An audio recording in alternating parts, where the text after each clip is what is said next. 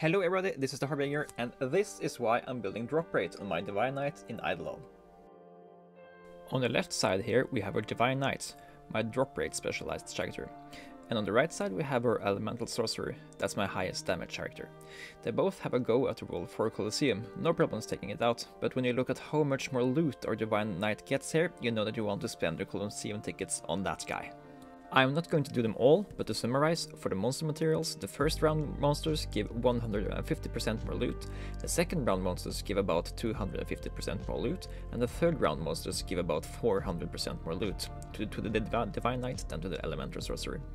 The difference increases a lot over the ways because of Orb of Remembrance is upscaling our drop rate, not increasing it by flat points, but multiplying it.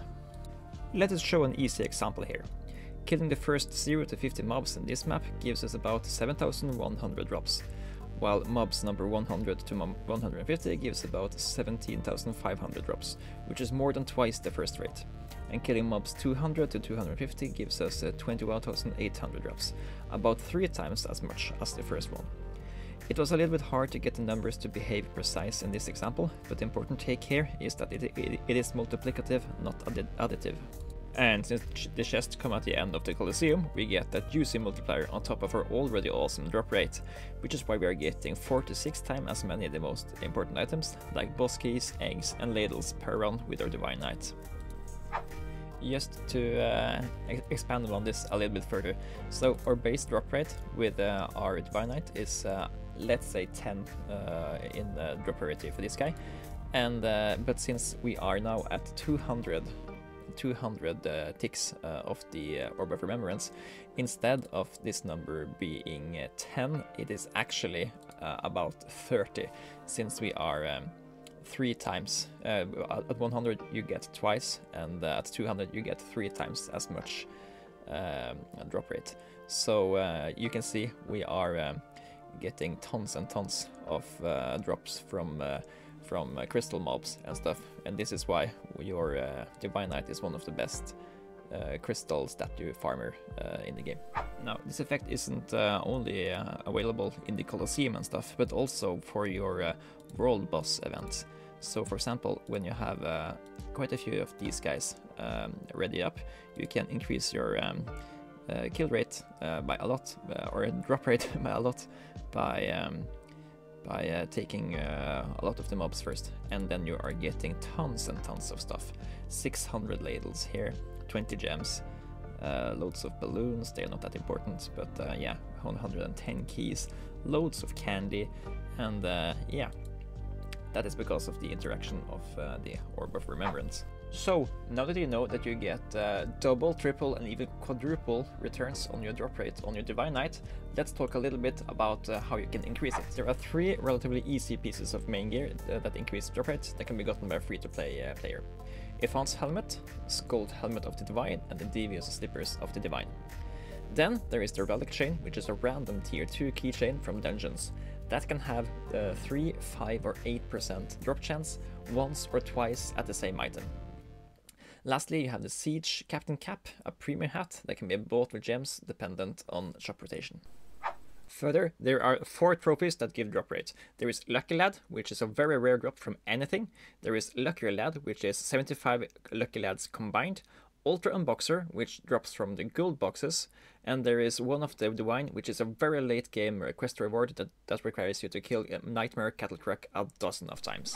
If you're wondering why I'm grinding this map in particular, it is because these sandy pots, they drop some of the best obols for drop rate, which is these silver obols of double 6s.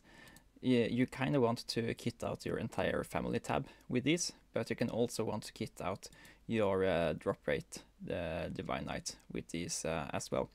You want to take these silver obols of double 6s and re-roll them until you have you get at least 6% drop chance on this, and then combine it upwards to a better obol, and then you can do that up until Dementia obols, and you can get 16 drop rates on each of these, and you can get 11 drop rates on the Platinum, you can get 11 drop chance on the Golds, and yeah, for these circles, you want the pop ovals from the bullfrog mobs in the last map of the first world.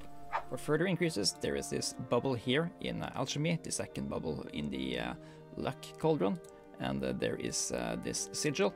Those increase drop rate. And there's the cards on the screen now that they gain additional drop chance based on how many of them you collect, dependent on your start tier.